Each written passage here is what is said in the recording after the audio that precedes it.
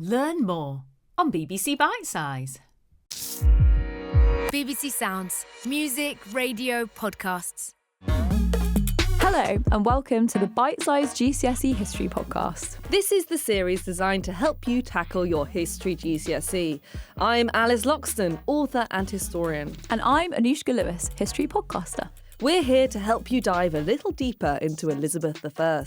Every episode will explore the key events, people and concepts for your exam, as well as some exam skills.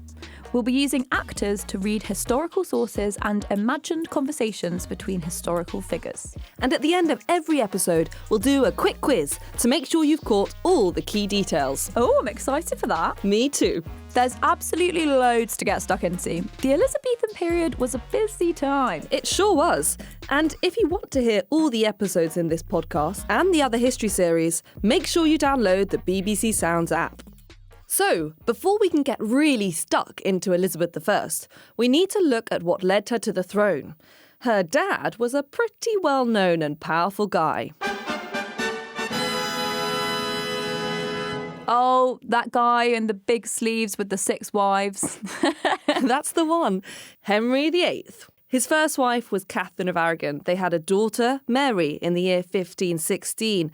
But at that time, like a lot of people, Henry believed it was unnatural for a woman to reign. And so a male heir would be a stronger successor to his throne. So a little bit of context here. In the previous century, England had been ravaged by a series of civil wars called the Wars of the Roses. So Henry really wanted the crown to be in good and stable hands when he died. And he thought the key to this was having a male heir. So the big question is, did Catherine have a son? Well, Catherine had 6 children, but only Mary, their daughter, survived. Henry wanted to find another wife to have a son with. But in order to end his marriage to Catherine, Henry needed permission from the Catholic Pope to divorce her. He did indeed, but the Pope refused to give permission.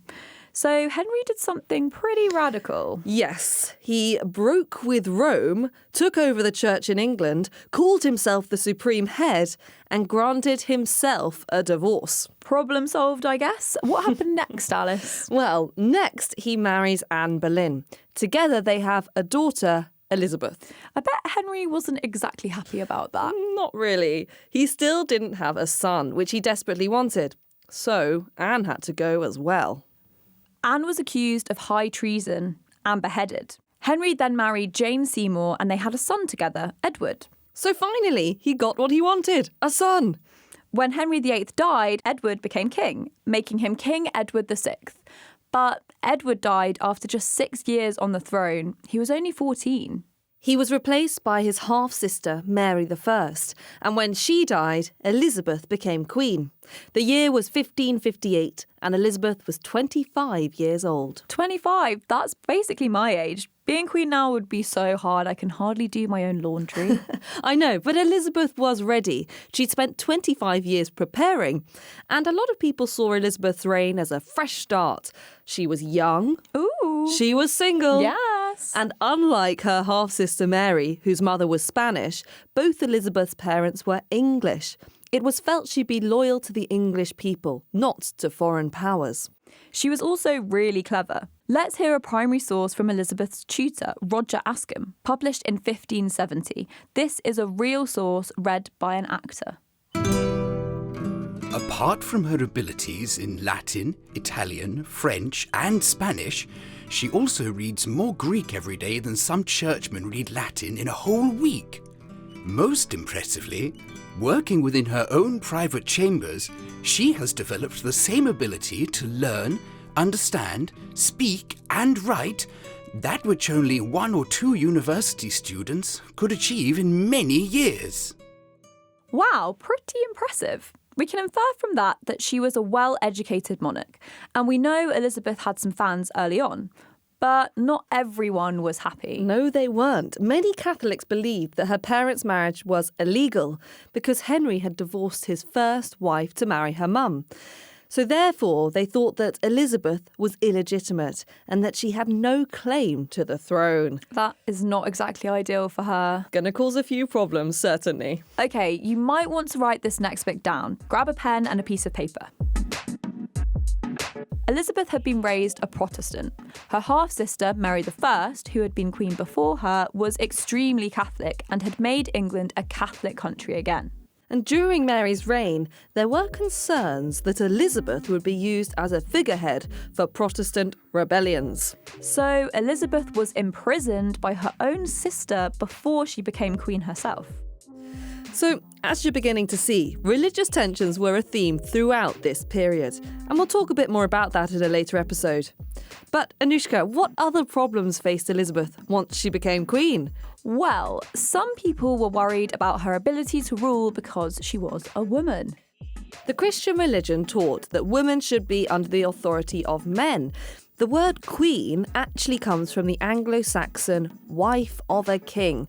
So basically, women were only thought of in relation to men. Some people thought Elizabeth couldn't be a strong, effective monarch by herself and would make England look weak. Hang on a sec. Mary I had come before her, so weren't people used to a female ruler? You're right, but things didn't exactly go well for Mary. England was pretty unstable, and as a consequence, people associated poor ruling with female rulers. So, with that in mind, some members of Parliament wanted Elizabeth to get married and produce an heir.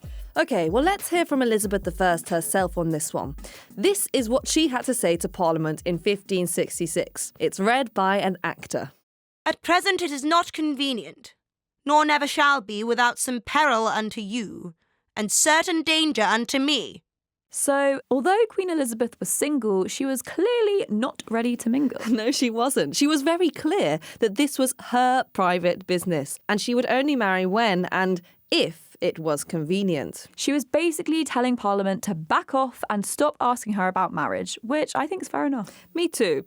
Elizabeth is the only English queen who never married, and that's why she earned the name the Virgin Queen. She never shared exactly why she didn't want to marry, but some historians think it was to protect England's security. If she had a foreign husband, perhaps a king from France or Spain, then he would have power in England.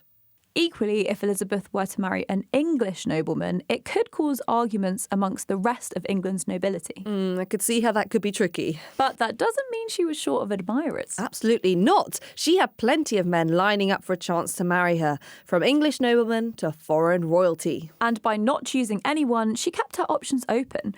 If they all thought they had a chance, she could even play countries off against each other. Clever. Now let's whistle through her potential suitors. It might be a good idea to grab a notebook and write these ones down. Welcome to Keen for a Queen. It's the brand new dating show where noblemen and foreign royalty fight for a chance to marry the English Queen. Bachelor number 1 is entering the castle. It's the very dashing, the very charming Robert Dudley. Woo!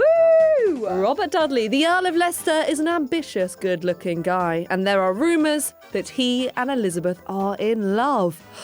But there's a catch. He's already married. Boo! And scandal strikes when his wife is found dead. Did he do it? Well, people suspect he might have, so that he could be with Elizabeth. But that's not the kind of attention the Queen wants, and so she pulls away from him to protect her reputation. Next up, we have Bachelor number 2, King Philip of Spain. The guy with the lovely moustache. And what's more, he's a king. A king for a queen. What could go wrong? Well, there is a slight hitch.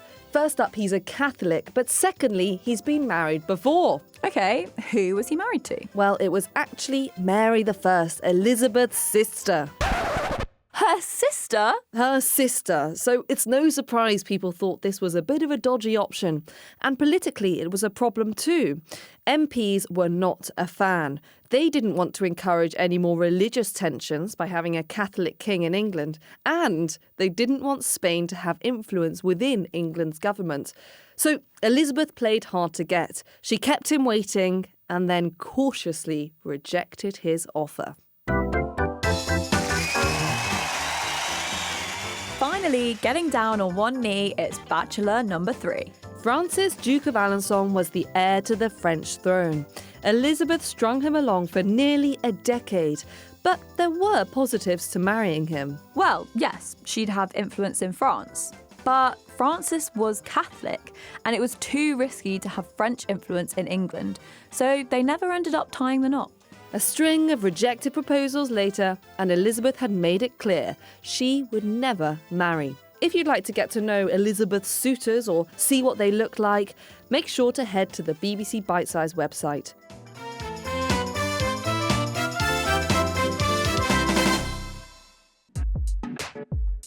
Okay, Anushka, shall we finish up with a quiz? Yes, let's do it. Feel free to grab a pen to write down your answers. First question. Who broke with Rome and took control of the church in England?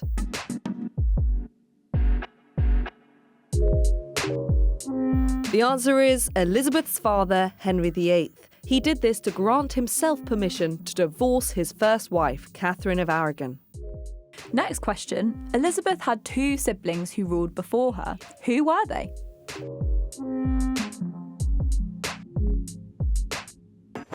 It's her half-brother Edward VI and her half-sister Mary I.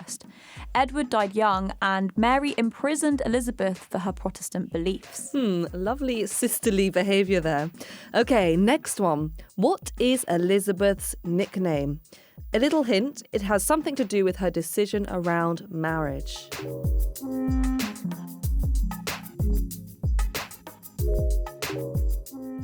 The answer is the Virgin Queen. Elizabeth decided not to marry and she didn't have any children, so that's where the name comes from.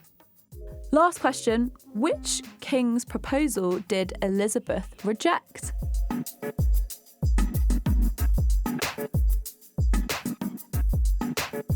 It was King Philip of Spain. Remember, Philip was married to Elizabeth's half-sister Mary before she died, and he was keen to marry Elizabeth too, but she wasn't interested. Thank you for listening to episode 1 of the Bitesize History Podcast and for joining us as we explored Elizabeth's journey to the throne. There's lots more information on the BBC Bitesize website, and you can listen to the rest of the episodes on BBC Sounds. Next time, we'll be looking at Elizabeth I's government and meeting some of the key members of her royal court. And because you've listened to this entire episode, you are now part of our Lizzie Legends crew. Yes, we are all Lizzie Legends here. See you next time. Bye! For in-depth GCSE resources and practice, visit BBC Bitesize now.